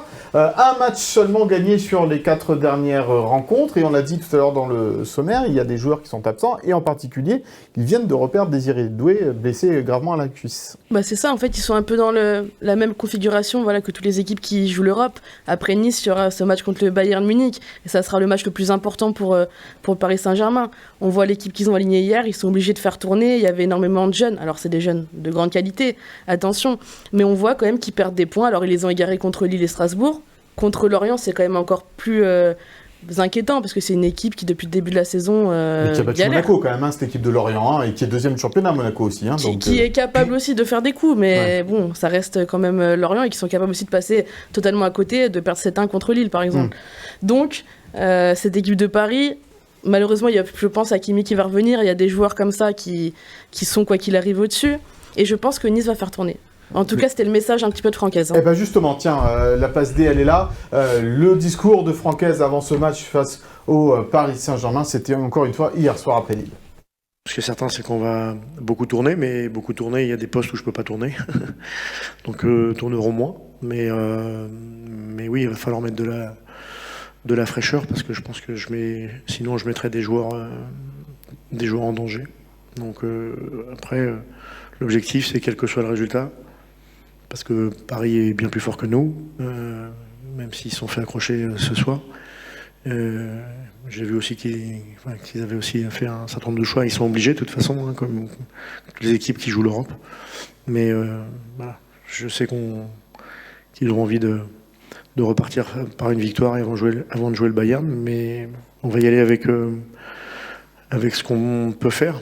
Voilà, je ne dis pas qu'on sait comment on avait gagné aussi à Paris, avec beaucoup d'énergie et de la réussite aussi. Parce que sans réussite, vous gagnez jamais à Paris et encore moins 3-1. Mais on va essayer d'aller là-bas pour être organisé, se battre et puis faire le meilleur match possible. Voilà, faire le meilleur match possible. L'année dernière, on n'y croyait pas du tout, Christopher, à cette victoire de Nice au Parc des Princes. Comme Will l'a rappelé, c'était au moment où le Paris Saint-Germain était stratosphérique. Ils l'ont prouvé d'ailleurs après en étant champion d'Europe. Là, ils ont trouvé une petite porte. C'est pour mieux nous punir derrière, tu penses, ou quoi? Surtout que je viens de gagner 2 fois en championnat sur les 2 dernières saisons. Faire une passe 2-3 contre ce PSG, ça me paraît sur le plan statistique, bon, pourquoi pas, on peut toujours se tromper et je le souhaite à Nice, mais ça me paraît très très compliqué. Il faut, comme le disait Francaise, beaucoup de réussite, faire presque le match parfait. Et ce Nice-là, me semble quand même encore très loin de la perfection. Donc moi, j'ai plutôt envie de tendance, je suis plutôt dans la tendance de dire que ça va être très compliqué, quoi. Tu avais battu Paris qui avait dû jouer la demi-finale de Ligue des Champions quelques jours après. Mais qui avait mis l'équipe Qui avait mis l'équipe type pour préparer. Ils peuvent faire à peu près la même chose là pour répéter le match du Bayern. Et seulement, moi, je vais aller plus loin que dans la recette, c'est l'efficacité, la solidité, tout ça, mais surtout en première période, en fait. Ces matchs-là, à 4 jours d'un match de Ligue des Champions, qui est beaucoup plus important que le reste, ils vont mettre l'intensité dans les 10, 15, 20 premières minutes. Et si pendant ces minutes-là, tu les mets en échec, au fil de la partie, ils vont faire un peu moins d'efforts pour se préserver pour le match d'après. Et c'est là que tu vas pouvoir les punir. Et c'est ce qui s'est passé, en fait, l'année dernière. Ils se font une énorme première demi-heure. Vraiment, c'est un très gros PSG, mais tu les mets en échec. Tu as des arrêts, tu défends bien. Et puis, t'as Boulka qui marche sur l'autre. T'as Boulka qui fait un match exceptionnel, une défense aussi. Ils ont fait un gros match de costaud. Et derrière, ils ont puni. Voilà, Sanson qui fait un récital et tout. Donc voilà, la recette, c'est aussi ça. Puisqu'ils sont en ce moment plutôt fiables défensivement, s'ils maintiennent ça, pourquoi pas se sortir avec le 0-0 ? Alors, on va regarder le classement de cette Ligue 1 parce qu'il est quand même intéressant à suivre par rapport justement à ce match entre le Paris Saint-Germain et l'OGC Nice. Et on va voir que le Paris Saint-Germain, avec 21 points, n'a que 1 point d'avance sur l'AS Monaco et 2 sur un quatuor d'équipe, Marseille, Strasbourg, Lyon, Lens et Lens. Donc ça veut dire que c'est très resserré dans le championnat. Nice qui figure à la 8e place à 4 points des Parisiens, 3 points de la 2e place, 2 points donc du podium. José, William disait leur match le plus important, ça va être celui contre le Bayern de Munich mardi soir. Mais quand je regarde le classement, et on sait que le Paris Saint-Germain, ils tiennent beaucoup à conserver leur couronne en Ligue 1. Est-ce que, à un moment donné, avec cette série de une victoire en 4 matchs seulement, un entraîneur comme Luis Enrique, on connaît maintenant sa méthode, ça doit fortement l'agacer de ne pas gagner des matchs. Est-ce que là, tu n'arrives pas un petit peu en victime au Parc des Princes ? Je pense qu'après l'échec contre Lorient, il a intérêt à gagner. Bon, ça tombe contre Nice, mais si on fait la comparaison du Nice de l'année dernière quand il se déplace au Parc et celui d'aujourd'hui avec les blessés et des joueurs qui sont partis, c'est pas la même équipe, mais ce sera de toute façon tout aussi dur. Et puis quand vous jouez au Parc, je suis désolé, quand vous jouez contre le PSG, il peut mettre qui il veut. Tout dépend de l'implication des joueurs. Après, en face, vous avez une équipe expérimentée, même s'il y a beaucoup de jeunes, avec beaucoup de vices, ils sont capables d'éliminer n'importe qui. Ce sera l'état d'esprit des joueurs, peu importe. Je pense pas qu'ils pensent à Fribourg, ils pensent aussi à ce match. Au Bayern. Pardon. Tu parles pour non, je parle de Francaise. D'accord, pardon. L'équipe qu'il va mettre, il dit qu'il va tourner, bien sûr, pour pas... Voilà, des joueurs peut-être qui sont un peu plus fragiles, mais il va mettre une équipe compétitive pour aller battre Paris, ce qui est, pour moi, je pense, plus important aujourd'hui. Parce que ça a permis aussi à l'OGC Nice, après, de se retrouver quand même 4e l'année dernière à travers ce match. Donc, ce match est tout aussi important, même si on n'est pas d'accord, pour les joueurs, tout d'abord, la fierté de jouer contre le PSG et de les battre, en tout cas sur le terrain, pour se montrer au niveau européen, parce que c'est une équipe qui est très regardée. Et je pense que ce match va donner encore plus confiance. Si vous revenez avec 1 point, moi je parle d'1 point, 3, ce serait incroyable, et tant mieux. Mais voilà, avec 1 point pour arriver, pour jouer contre Fribourg, avec vraiment une confiance plus forte que si vous venez avec une défaite. Après, tout dépend de la défaite, attention. Il n'y a pas une humiliation. Mais je veux dire, voilà, une défaite où l'équipe a bien réagi, ce serait déjà très bien. Pour aller dans le sens de ce que tu disais tout à l'heure, Luis Enrique l'avait dit il y a quelques jours en disant maintenant il faudrait qu'on accélère aussi en Ligue 1 et qu'on arrive à se détacher parce qu'il veut pouvoir se donner aussi de l'air quand viendra le printemps et les matchs européens, peut-être un quart, une demi-finale de Ligue des Champions. Comme il a fait l'année dernière. Exactement. Il sait très bien que ça a aussi contribué à peut-être aller chercher ce titre au bout, quoi. L'avis du gardien de l'OGC Nice, Yehvan Diouf, sur cette équipe du Paris Saint-Germain. C'est pas qu'ils soient à la portée, c'est que c'est des humains et je pense qu'ils ont fait beaucoup de matchs en comptant la saison dernière. Donc forcément, ils ont peut-être un coup de moins bien, mais ça reste le Paris Saint-Germain. Ils sont champions d'Europe en titre, c'est pas pour rien. Donc il faut pas non plus les sous-estimer. Ça reste une grande équipe avec énormément de qualité. Maintenant, on est sûr de nous dans ce qu'on sait faire et on va essayer d'aller là-bas pour donner le maximum et on verra bien. Là, pour le coup, il risque d'être sollicité, Yehvan Diouf, au Parc des Princes, avec des Dembélé, des Barcola, des Kvaratskhelia. Kvaratskhelia. Voilà, je l'avais, mais bon. Tu parles pas géorgien ? Non, pas encore. Je pense qu'elle est contente. Et On tu va peux rajouter Mayoulou et tous les jeunes, Oui, parce Mayoulou, que oui, c'est quand vrai, tu oui. vois l'équipe qui allait gagner Et puis le contre retour Barça, d'Hakimi, qui est l'un des meilleurs attaquants d'Europe, au voilà, final. mais qui joue en Europe. et ils ont le meilleur latéral droit du monde et le meilleur Ouais, latéral le gauche du monde. aussi. Donc, Les deux. voilà. Ouais, Nuno Nuno Mendes. Mendes, c'est une machine de guerre. Non, mais c'est une équipe extraordinaire. Franchement, j'ai jamais vu une équipe comme ça en France, aussi Tu as forte. rêvé, tiens, cette équipe du Paris Saint-Germain, José, tu aurais aimé faire partie de cette aventure à la place d'Achraf Hakimi? Alors, en Coupe d'Europe, on avait fait aussi bien. On avait joué trois quarts de finale. On a joué une demi-finale et la finale. Donc, de ce côté-là, en Europe, non. Mais c'est vrai que c'était beaucoup plus dur à l'époque, le championnat de France, sans citer de noms dans les équipes adverses. Nous, ce qui nous intéressait vraiment, c'était de gagner le championnat. Mais l'équipe qu'ils ont aujourd'hui, je ne parle pas en tant qu'ancien joueur du PSG, mais je pense à notre jeunesse, qui ont vu pendant quelques temps des grands joueurs que j'adore et que je défendrai toujours, que ce soit Mbappé, que ce soit Neymar, que ce soit Verratti ou Messi, bien sûr. Quelle chance qu'on ait eu ces joueurs dans notre championnat. Mais aujourd'hui, ce qu'a créé Luis Enrique... La notion d'équipe. La notion d'équipe. C'est ça qu'il faut retenir. Incroyable. Mais on voit aujourd'hui, c'est l'ADN, on va dire, du Barcelone. Hein.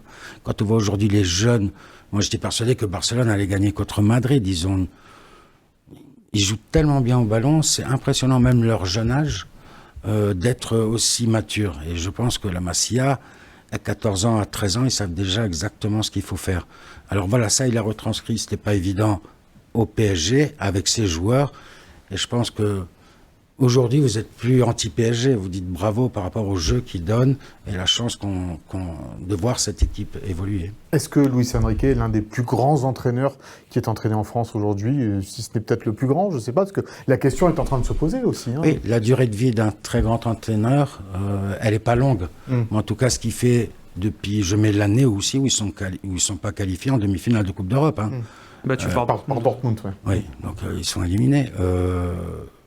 Le président Al-Khelaïfi, en prenant du recul, il l'aurait déjà licencié. Donc il a compris aussi qu'il a eu des bons entraîneurs, il n'a pas laissé le temps. Il a appris à connaître l'entraîneur, il l'a laissé travailler. Et ce qu'il fait aujourd'hui, il y a n'importe quel jeune aujourd'hui qui sont révélés au public. On dit, punaise, ils avaient ça dans leur effectif et ils ont un effectif simplement incroyable de jeunes, avec un état d'esprit grâce à l'entraîneur qui leur demande certainement d'être très impliqué. Celui qui n'est pas impliqué, il sort du groupe, naturellement. Et donc il arrivait quand même à mettre des joueurs comme Mbappé qui ne voulait plus garder, que ce soit Messi, que ce soit Verratti, Donnarumma. Voilà, c'est l'équipe avant tout. Et vous savez, quand vous arrivez à Barcelone, c'est plus qu'une club. Voilà, donc ça veut dire beaucoup. Et moi, je pense très bien. Donc voilà, il a gardé l'ADN de ce qu'il a connu à Barcelone. Bon, voilà donc ce qu'on pouvait dire sur ce. Mais sur Paris, c'est pas Barcelone, hein, attention. Hein oui, parce que toi, t'as joué à l'Espagnol, hein, attention. L'Espagnol. Oui, c'est pas le Barça. La compo probable de cette rencontre entre l'OGC Nice et le Paris Saint-Germain.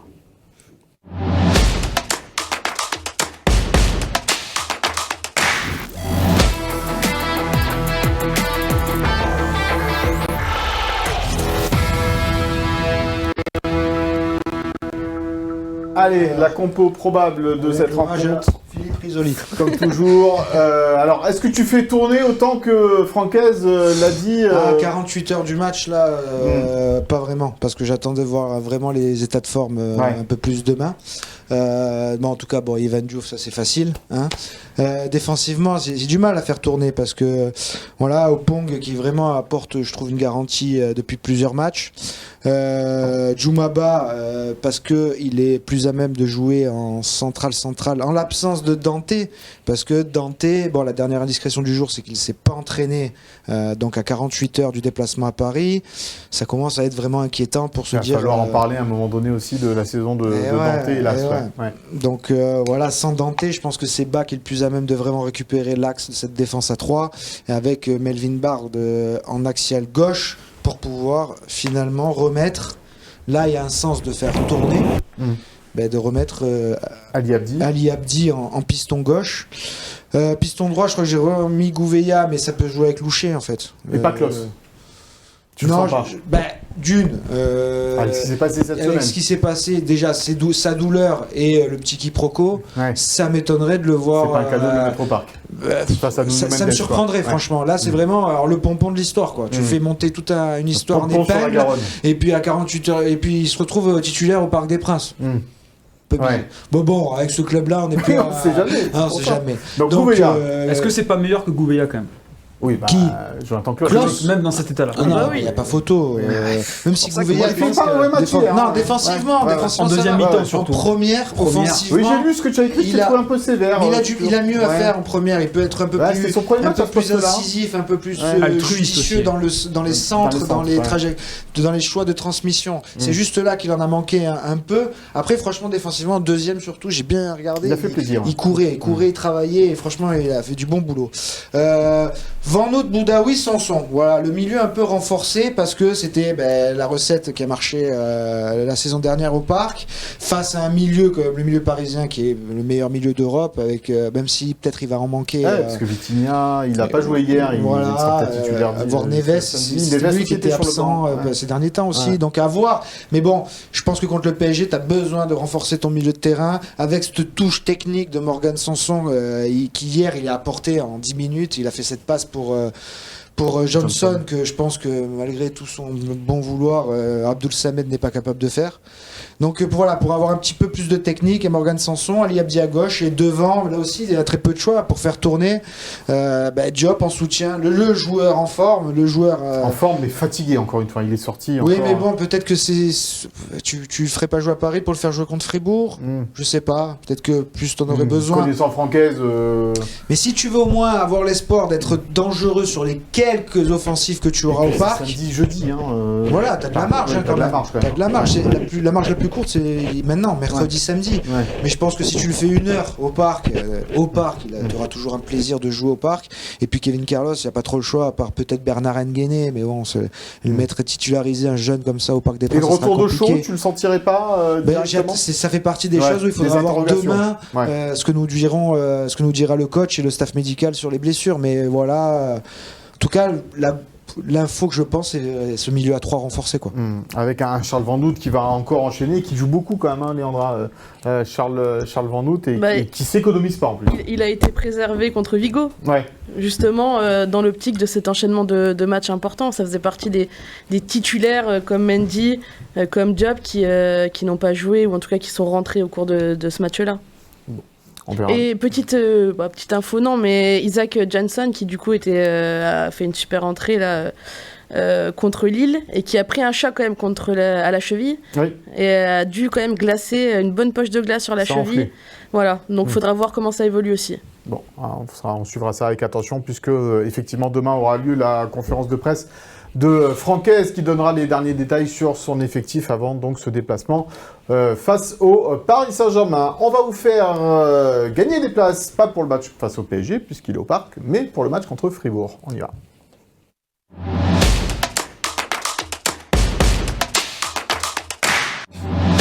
Et pour gagner 2 places dans cette rencontre entre Nice et Fribourg, ça sera jeudi soir 21h du côté de l'Alliance Riviera, il faut pronostiquer le score et les buteurs s'il y en a entre le Paris Saint-Germain et l'OGC Nice. Le petit hashtag Gymtonic également, et donc 2 places à gagner pour Nice-Fribourg jeudi prochain, le pronostic de PSG Nice. On continue et on finit même avec le Souviens-toi.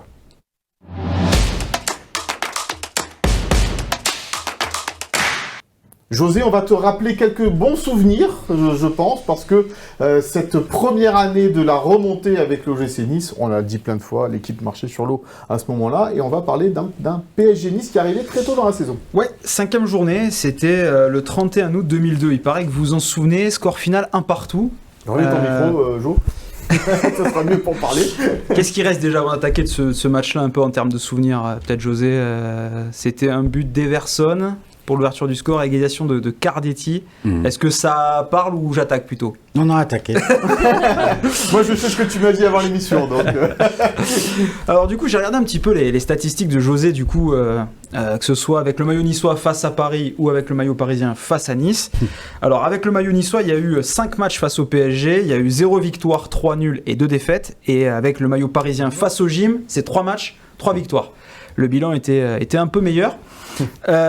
Parmi donc toutes ces rencontres, je prends celle du 31 août 2002. On est donc au Parc des Princes. Nice vient de rejoindre la Ligue 1. L'été a été difficile. Il y a une rétrogradation nationale et finalement le club se maintient. On va pas revenir dessus, on l'a dit, ça a été déjà pas mal de fois évoqué. Avec vous, j'ai plutôt donc envie de revenir sur le sportif et le début en fait de cette aventure qui est folle, qui va vous mener jusqu'au titre de champion d'automne. Parce qu'il y a cette magnifique épopée d'une certaine manière, mais ce qu'on savait moins, c'est qu'en fait au début, vous vouliez pas vraiment être leader. Vous arriviez tout petit là dans ce grand monde, et en fait c'est très compliqué. Vous arrivez à être leader très vite au bout de 3-4 journées. Guingamp prend la tête une journée, dans un début de saison un peu bizarre. Nice arrive derrière et prend la tête, et ça va durer un petit moment. Mais au début, les discours, c'est on ne veut pas de cette première place. Vous vous souvenez de ça, José ? Tout à fait, c'était le maintien avant tout. Donc déjà de prendre du plaisir, de donner le maximum et d'être reconnaissant de ce qu'avaient fait les dirigeants pour qu'on se maintienne et le public en première division. Alors ce qui est intéressant, c'est que j'ai retrouvé sur le site du Monde des déclarations justement de... Ah, du Monde, carrément. Ouais, carrément, sur le site du Monde. Ça parlait de l'OGC Nice. Ouais, carrément, sur le Monde. C'est pas le cas aujourd'hui tout le temps, donc autant le saluer. Le coach de l'époque, donc Garnaut, disait « Nous sommes leaders par accident. Nous avons eu 3 matchs à domicile avec un parcours qui a été plus facile que d'autres. Donc il faut relativiser, mais c'est 9 points de prise sur les 42 qu'il nous faudra en vue du maintien. » Quand il dit en gros on a eu un peu de chance, c'est qu'il considère qu'il y a eu deux matchs contre des promus. Donc le Havre, bon certes perdu, mais il y a eu une victoire contre Strasbourg 4-0. Il y a eu une victoire aussi à Lille contre un Lille qui était en difficulté relégable. Et ensuite il y a eu une victoire au Ray contre Montpellier 2-1. Donc au moment d'arriver au Parc, Nice a 9 points, un de plus que le PSG donc qui est 4e. Avec voilà cette petite peur. Maintenant, si on en vient un petit peu au match, eh bien on va voir que en fait c'est un peu comme aujourd'hui, c'est-à-dire que Nice défendait bien et essayait de contre-attaquer pour se montrer dangereux. On va peut-être avoir quelques images qui vont nous arriver. Là, c'est Aloisio, donc le Parisien face à Noé Pamaro, par exemple. Oui, on reconnaît ses cuisses. Oui. Je vais donner déjà aussi les 11 de départ. Donc du côté de Nice, Damien Gregorini, Cédric Varro, José Cobos, Noé Pamaro. José avait été averti à la 80e minute. Jacques Abardonado, Everson, donc le buteur, Eric Roy, Romain Pitot, Yoann Bigné, Kaba Diawara, ancien parisien également, et Serge Ayeli. Côté parisien, on a Lionel Letizy dans les buts, Gabriel Heinze, Mauricio Pochettino, Didier Domi, Cristobal, Alex Niarco, Jérôme Leroy, André Louis, Martine Cardetti, Aloisio et Fabrice Fiorez. C'est un match dans lequel va rentrer aussi Ronaldinho, tout frais champion du monde. Ça aussi, j'imagine que J'ai une c'était anecdote sur Ronaldinho. Ouais, tu nous la diras après, que c'était quand même particulier de jouer face à ce Brésilien qui alors était rentré en jeu parce qu'il revenait à peine en fait de cette Coupe du Monde. Et quel souvenir vous avez de cet affrontement face à Ronny, comme on l'appelle Ah non, quand on regarde simplement les images de ce joueur, c'était en exagérant, pour moi c'est un extraterrestre. Il était capable de tout faire, peu importe la vitesse où il conduisait le ballon. Je pense que c'est vraiment l'un des meilleurs joueurs qu'on ait eu dans le foot. On va pas comparer avec Messi et Ronaldo, parce que bon, il avait un autre état d'esprit où il manquait un peu de professionnalisme. C'est certainement pour ça qu'il n'a pas joué ce jour-là. Mais un joueur exceptionnel, beau à voir. Et à lui tout seul, il pouvait gagner un match comme les grands dont j'ai parlé avant, que ce soit Messi, Ronaldo Et puis super ou sympa d'autres. aussi. Il aime la fête. Ouais, Je super pense qu'il est sympa. passeur décisif sur le but, sur l'égalisation de Cardetti, Non, il est avant passeur décisif. C'est lui qui lance Paulo Ferreira. C'était impressionnant. Oui, je me rappelle à la vitesse. Dès qu'on le voyait avancer avec le ballon, c'est dur de Il y réagir. a une action où Eric Roy essaie de le tacler, mais il passe quand même. Ouais. Et après, bon, il dépose toute la défense, il met un centre et heureusement que Gregorini Balance va là y mettre. maintenant, ton anecdote. Vas-y. Mais il y avait un beau parquage niçois, parce que c'est l'année de la remontée, et donc j'en fais partie. Et Ronaldinho s'échauffe à la mi-temps du match, devant le parquage visiteur, et il fait des jonglages, et à un moment donné, le ballon vient vers le parquage, et là, Greg, que je salue, lui balance un verre de coca, vraiment en pleine face, et là, Ronaldinho, il le regarde, il fait ça, Il goûte. et il fait comme ça. Il y avait même là l'allégria, le sourire, et C'est un grand. c'était la classe. Ouais. Donc pour revenir sur... Il n'a pas renvoyé le. Non, lui, il a rigolé, justement, c'est la classe. Voilà, il a pris son verre de coca et voilà. Pour revenir donc sur le match, la première mi-temps est un petit peu compliquée. Nice joue en contre, notamment s'appuie sur la vitesse de Diawara et d'Ayeli. Ayeli qui sort blessé au bout de 28 minutes, remplacé par Oloufadé. Est-ce que vous vous souvenez déjà d'avoir un petit peu souffert, galéré en première mi-temps, ou en tout cas c'était l'idée de jeu de défendre bas et d'essayer de se projeter Là, je suis peut-être un peu trop loin, José. Mais non, José. mais on a galéré toute l'année à défendre. Même les attaquants, pour eux, ils n'avaient jamais autant défendu dans leur carrière. Mais c'était le premier gros test dans cette saison, en tout cas, Paris. Oui. Non, mais déjà, Lille, c'était pas évident. Hein, quand on gagne 3-0, c'est là où on sent qu'on est capable. Ouais. Oui, là-bas. Je crois que l'entraîneur, c'était Claude Puel. Possible. Ils avaient déjà une bonne équipe, parce qu'ils avaient joué la Coupe d'Europe, où ils se sont qualifiés en Coupe d'Europe. Je crois qu'ils se qualifient là, avec les Aubragnac et tout ça là. Oui. Cabaye, Aubragnac, il y avait une belle équipe. Donc déjà à Lille, on a pris confiance. Mais bon, on peut avoir la confiance qu'on veut, c'est-à-dire battre Paris ou d'aller au parc. Il n'y avait pas d'excès de confiance. On savait qu'il fallait défendre. Je ne vais pas dire par accident marquer un but, mais je crois que dans les occasions qu'on avait à cette époque, si on en avait 2 ou 3 par match, c'était énorme. Du coup, tout part d'une récupération d'Éric Roy sur le but. La deuxième mi-temps, du coup, c'est au bout de l'heure de jeu. Ronaldinho vient de rentrer, mais Nice, du coup, ouvre le score avec une récupération d'Éric Roy qui donne, du coup, sur le côté à Kaba Diawara, qui mystifie Gabriel Heinze, qui a une réaction complètement hallucinante. Il saute sur la feinte de frappe, la feinte de centre, ou en tout cas le geste de Diawara qui centre au second poteau. Everson contrôle de la poitrine et marque ensuite, du coup, le but. On le voit là, justement, en train de célébrer. Il va aller voir Garnot tout sourire. Evie qu'on salue, bien sûr. Et du coup, quelques minutes plus tard, 13 minutes plus tard exactement, voilà, les rentrants parisiens vont faire le boulot. Ronaldinho, bien évidemment, qui lance la limite du hors-jeu. D'ailleurs, vous levez le bras sur la vidéo qu'on a pu voir. Alors, on n'a pas les droits, on ne peut pas la diffuser. Vous avez tenté le coup, mais ça n'a pas marché. Paulo César centre au second poteau et Cardetti égalise. Il a vu la même action. Il était un petit peu court sur un centre juste quelques minutes auparavant. Là, cette fois, il égalise. Et donc, du coup, ce match nul n'est pas une mauvaise affaire pour les Niçois. Contrairement à ce que souhaite, et je vais lire la déclat après, Garnot Rohr, vous allez rester leader parce que derrière, il n'y a que des matchs nuls. Parmi les poursuivants, il n'y a que Lens qui va s'imposer à la maison à Bollaert contre Monaco, mais du coup, ça vous permet de rester leader. Et ce qui est drôle aussi avec ce match-là, c'est la réaction de Garnot Rohr, du coup, au micro de Canal+ à la fin du match. Il dit « On est content, mais lorsqu'on a mené au score, on s'est pris à rêver d'un peu plus. » Bon, plutôt positif, il est plutôt entreprenant. Mais ça nous ramène un peu sur terre, même si je ne connais pas le classement, j'espère qu'on ne sera plus premier, comme ça on n'aura plus cette pression du leader. Garnot avait vraiment peur en ce début de saison, de peut-être que vous puissiez vous perdre avec ça en plus à gérer, en plus de tout ce qui s'était passé dans l'été. Mais il connaissait quand même les défauts de l'équipe.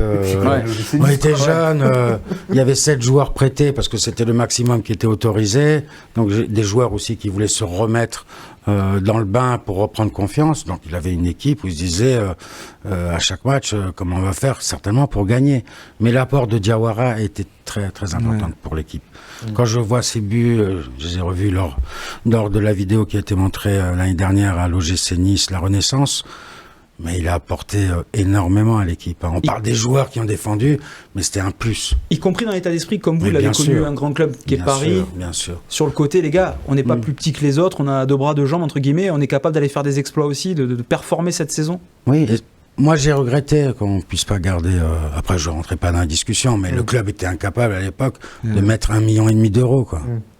1,5 million. On se souvient comment il s'était sauvé. Je parle de 10 millions de francs, c'était 10 millions de francs. Le regret, vous vous rendez compte ?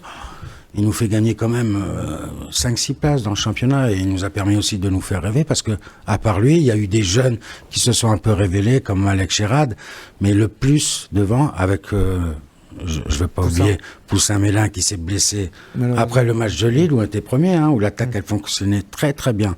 Je pense que si on avait gardé Mélin, c'est-à-dire Poussin et Diawara toute la saison... Tu finissais européen. C'est le regret ça, pas avoir fini européen. Oui, vraiment. Tu devais finir les matchs des fois avec Samy Traoré. On a joué la Terre Toto. Ouais. Et on tombe contre Werder de Brême qui ont gagné et le championnat et la Coupe d'Europe. C'est vrai. En 2003. On était mal tombés, mais bon. Ouais, c'était pas de chance. Et voilà. On a fini là avec la déclaration on arrête sur cette déclaration de Garnot qui est assez amusante, je trouve. On signerait tout de suite pour un but partout sur ce match-là samedi. Ça ne nous dérangerait absolument pas du côté de l'OGC Nice. Ah non, parce que je veux la victoire contre Freiburg. Oui, toi, tu veux Freiburg. La victoire, ça, ce sera jeudi. José, merci beaucoup d'avoir été avec nous sur le plateau de Gin Tonic. C'est un plaisir de t'entendre à chaque fois nous parler de toutes ces belles histoires et puis ton analyse toujours aussi fine sur le football. Qui va au parc ? C'est toi, moi. William ? C'est toi qui... écoute, l'homme des grands matchs. C'est ça. Mais je croyais retrouver Vincent et il m'abandonne, il n'est pas là. Eh ben non, il a fait le chemin inverse. Il a fait le chemin inverse. Effectivement. Léandra, William, Christopher, merci beaucoup. Merci à Sophie Donce, Philippe Bertini, Chloé Wargar à la préparation et à la réalisation de cette émission. Nous, on se retrouve donc la semaine prochaine pour débriefer la victoire, on l'espère, contre Fribourg à l'Alliance Riviera, ce match de Coupe d'Europe. D'ici là, passez une bonne fin de semaine, un bon week-end et à la semaine prochaine. Bye bye. Pour la victoire.